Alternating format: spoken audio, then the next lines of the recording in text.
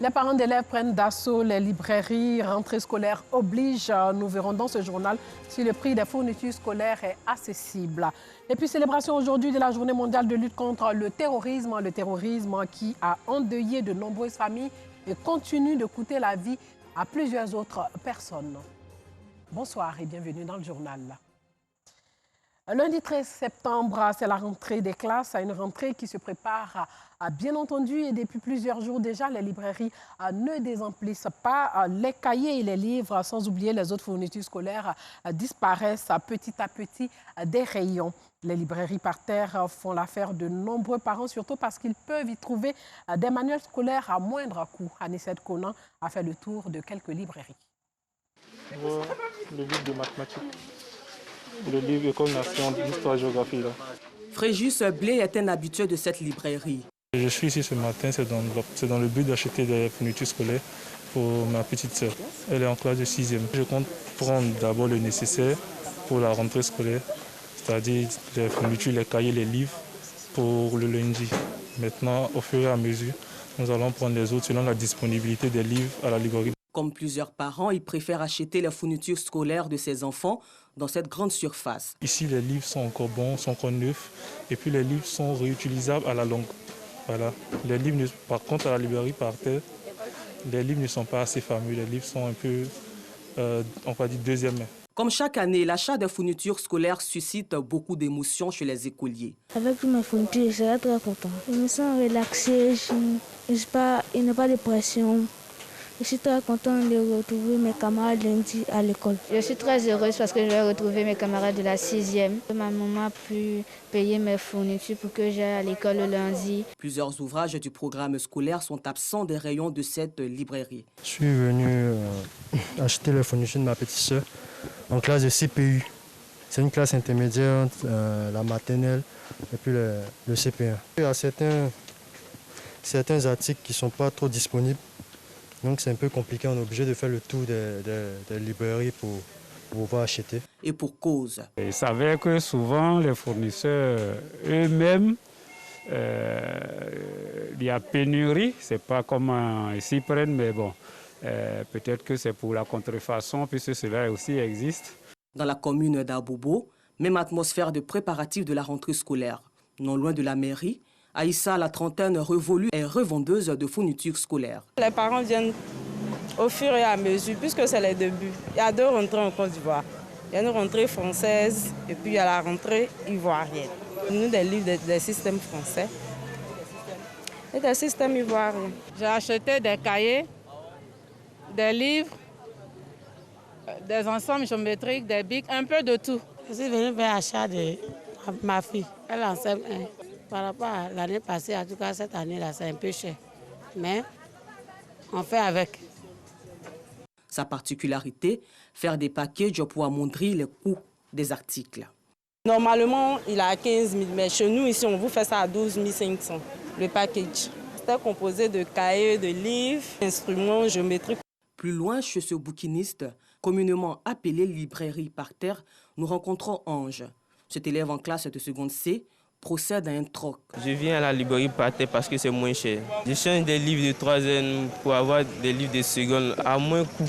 Occasion donc pour Zakaria et Daouda, tous deux bouquinistes, de décrier une pratique récurrente des enseignants qui les fait perdre assez. Il y a des listes l'année dernière, les listes disent vente à l'école, voir le professeur.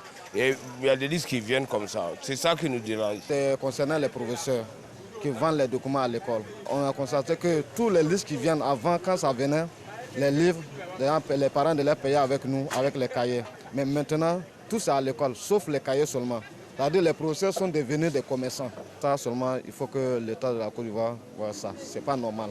Prévu donc pour ce lundi 13 septembre sur l'étendue du territoire national, la rentrée des classes suscite assez d'engouement chez les parents et les commerçants. En parlant sécurité, depuis 2008, le 11 septembre a été reconnu Journée mondiale de lutte contre le terrorisme. Cette date rappelle l'un des axes des terrorismes les plus marquants de l'histoire, les attentats du 11 septembre 2001 aux États-Unis, des attentats terroristes qui ont aussi touché la Côte d'Ivoire. Cette journée est aussi l'occasion de renforcer la solidarité autour des victimes et leurs familles. Alassane Drabo-Parguin a échangé avec Dr Arthur Banga, enseignant-chercheur et spécialiste des questions militaires sur les événements du 11 septembre 2001 et l'attaque terroriste qu'a connue la Côte d'Ivoire. Il y a 20 ans, le 11 septembre 2001, à New York, aux États-Unis, le monde connaissait l'une des pires attaques terroristes, jusque-là inimaginables. Les tours jumelles du World Trade Center et le Pentagone sont la cible d'attaques perpétrées par le groupe terroriste Al-Qaïda. Bilan, des milliers de blessés et 3000 Américains tués. Selon l'historien spécialiste des questions militaires, Dr Arthur Banga, le monde a changé depuis lors. Le lendemain, déjà, le monde avait changé. Il suffirait de regarder justement rien que les mesures prises pour les avions, par exemple, les guerres en Irak, en Afghanistan, on vient d'en parler là avec le retrait des Américains, la place que le terrorisme va prendre dans le monde et la question du débat entre multilatéralisme et unilatéralisme qu'on a eu avec le rôle de l'ONU qui a donné son accord en Afghanistan mais qui a résisté en Irak. Et puis aujourd'hui, le terrorisme dans le monde. C'est vrai que c'est un phénomène présent, mais tout le monde est bien d'accord que depuis cet événement qui est pour les plus grands groupes terroristes un élément fondateur, ce phénomène a pris de l'ampleur et touche aujourd'hui toutes ces parties du monde. Depuis le 11 septembre 2001, le terrorisme a connu beaucoup de mutations et s'est déplacé vers l'Afrique, principalement dans le Sahel. Les pays du Golfe de Guinée, dont la Côte d'Ivoire, sont depuis quelques années la cible des groupes terroristes. L'attaque la plus meurtrière dans le pays remonte au 13 mars 2016 sur la plage de Grand Bassam.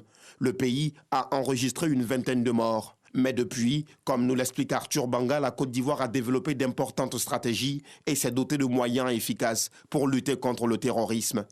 La Côte d'Ivoire, oui, a pris conscience déjà de l'ampleur du phénomène. La Côte d'Ivoire essaie de réadapter ses réponses, notamment sur le plan militaire, avec la création de nouvelles unités comme les forces spéciales, la frappe à la police, la montée en puissance d'unités plus anciennes comme l'UIGN de la gendarmerie, la mise en place d'une stratégie nationale de lutte contre le terrorisme qui est en train d'être bouclée, la création de la zone opérationnelle Nord, le renforcement des capacités de nos forces, mais ça c'est sur le plan militaire.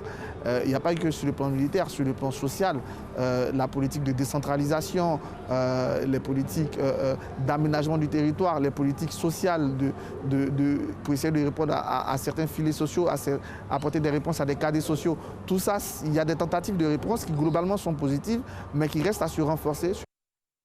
Face aux inquiétudes et à la peur que suscitent les dernières attaques dans le nord du pays, Arthur Banga soutient que le terrorisme n'est pas que l'affaire de l'armée. Tout le monde doit jouer sa partition. Avons pour l'instant, pour le moment, un véritable avantage, c'est que nos troupes contiennent les tentatives des groupes terroristes. Deuxième chose qu'il faut dire aux populations, c'est qu'elles sont partie prenante de la lutte contre le terrorisme. Elles doivent aider les forces de sécurité, déjà par le renseignement, par la collaboration, mais pour aussi donner le moral à ces troupes. Et troisième chose, les populations sont importantes, elles doivent aussi s'entraîner, se former à détecter les phénomènes de radicalisation. Et pour cela, par exemple, des formations sont données. L'Académie internationale de lutte contre le terrorisme qui a ouvert à Jacquesville, qui est un des éléments importants de notre réponse contre le terrorisme, prévoit des formations, notamment dans son école de cadre ou des études avec son institut de recherche stratégique qui vont aider la population et la société civile à prendre leur part dans la lutte contre le terrorisme. Tous les 11 septembre depuis 2008, le monde entier se souvient des attaques terroristes de New York, occasion pour faire également le point de la lutte contre ce phénomène. 20 ans donc après l'américain hommage aux 3000 morts du 11 septembre 2001, la cérémonie à New York marquant le 20e anniversaire des attentats du 11 septembre a commencé aujourd'hui même au mémorial de Manhattan où se dressaient les deux tours jumelles du World Trade Center détruites par les djihadistes en 2001. Oh man! Holy shit!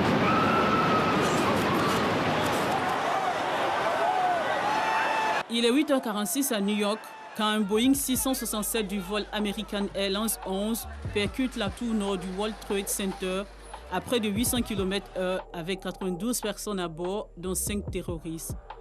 Nous sommes le 11 septembre 2001. Un mardi matin où beaucoup de New-Yorkais sont déjà au travail et sur le trottoir, stupeur et panique marquent les visages. 17 minutes plus tard, 9h03.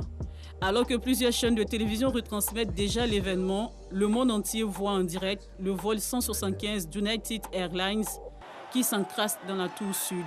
65 personnes à bord, dont 5 pirates de l'air.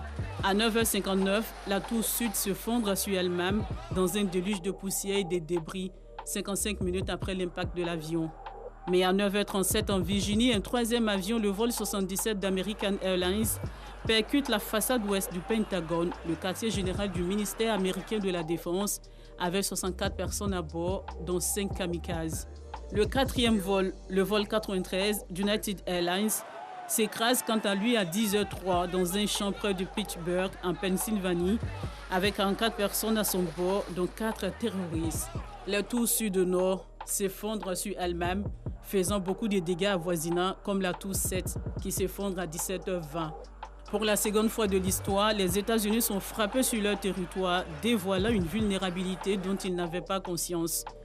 En moins de 2 heures, ces 4 attaques ont fait 2977 victimes, dont 441 secouristes de la ville de New York.